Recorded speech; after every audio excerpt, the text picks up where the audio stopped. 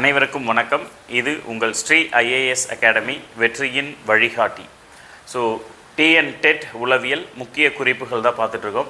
அந்த வகையில் இந்த வீடியோவில் என்ன பார்க்க போகிறோம் அப்படின்னு சொல்லி பார்த்தீங்கன்னா, டீன் பியாஜே அவரை பற்றிய குறிப்புகள் தான் பார்க்க போகிறோம். ஸோ ரொம்பவே முக்கியமான குறிப்பு. எனவே மாணவர்கள் இந்த வீடியோவை பார்த்து உங்களுக்கு பயனுள்ளதாக இருந்துச்சு அப்படின்னா டெட் தேர்விற்கு தயாராகக்கூடிய, டிஆர்பி தேர்விற்கு தயாராகக்கூடிய உங்களுடைய சக நண்பர்களுக்கும் இந்த வீடியோவை நீங்கள் ஷேர் பண்ணுங்கள். ஓகேவா? ரைட். ஸோ டீன் பியாஜே அப்படிங்கிறவர் பற்றிய குறிப்புகள் அடிக்கடி தேர்வுகளில் கேட்கக்கூடிய ஒரு முக்கியமான விஷயம், முக்கியமான ஒரு நபர். ஸோ டீன் பியாஜே இவர் பார்த்திங்க அப்படின்னு சொன்னால் சுவிட்சர்லாந்து நாட்டுக்காரர். ஓகேங்களா? ஸோ அப்போ எந்த நாடு அப்படிங்கிறதெல்லாம் கேட்க மாட்டாங்க, அவருடைய முக்கியமான கோட்பாடு என்ன அப்படிங்கிறத கேட்பாங்க. பட் இருந்தாலும் தெரிஞ்சு வச்சுக்கோங்க, டீன் பியாஜே அப்படிங்கிறவர் சுவிட்சர்லாந்து நாட்டுக்காரர். முதலாக குழந்தைகள் பற்றிய உளவியலை ஆராய்ந்து வெளியுலகிற்கு சொன்னவர் இவர் தான். சரியா? இது முக்கியமான ஒரு கேள்வி. குழந்தைகள் பற்றிய உளவியலை ஆராய்ந்து சொன்னவர் யார் அப்படின்னு சொன்னால் இவர் தான்.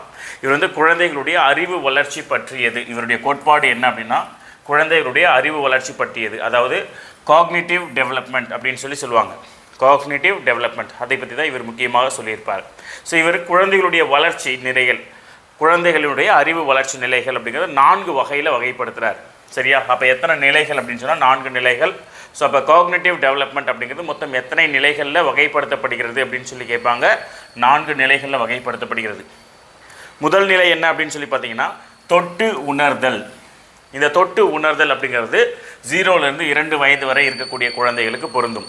தொட்டு உணர்தல் அப்படிங்கிறது.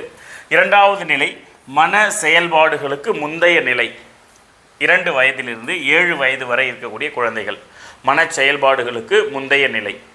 ஸோ அப்போ மூன்றாவது நிலை என்ன அப்படின்னு சொல்லி கேட்டாங்கன்னா, புலன்கள் உணர்வதை வைத்து சிந்தித்து செயல்படக்கூடிய மனோநிலை. 7லேருந்து 11 வயது வரை இருக்கக்கூடிய குழந்தைகளுக்கு இந்த நிலை பொருந்தும். ஓகேவா? இதை பொறுத்துக அப்படின்னு சொல்லி கேட்கலாம். இல்லைனா இந்த குழந்தைகளுடைய வளர்ச்சி 4 நிலைகளாக வகைப்படுத்தினது யார் அப்படின்னு சொல்லி கேட்கலாம். ஸோ மறக்காம ஞாபகம் வச்சுக்கோங்க. 4ஆம் நிலை, இந்த 4ஆம் நிலை அப்படிங்கிறது முறையாக சிந்தித்து அந்த எண்ணங்களின் அடிப்படையில் செயல்படக்கூடிய மனநிலை. இது எங்கே சொல்கிறார் அப்படின்னு சொன்னால், வளரிளம் பருவத்தினர் அப்படின்னு சொல்லக்கூடிய அந்த ஸ்டேஜில் இதை சொல்கிறார். ஓகேவா? ஸோ அந்த வளர் இளம் பருவம் அப்படிங்கிறது இவர் ஒரு டெஃபினேஷன் கொடுக்குறாரு. இந்த பருவம் சிறந்த சிந்தனையில் தொடங்கி நல்ல வாழ்க்கைக்கு பொருந்தி போக செய்யும் பருவம் அப்படின்னு சொல்லியிருப்பார். ஓகேவா? ஸோ டீன் பியாஜே அவருடைய காக்னிட்டிவ் டெவலப்மெண்ட் பற்றின 4 கோட்பாடுகள் தான் இந்த வீடியோவில் பார்த்துருக்கோம். Wish you all the best. Thank you.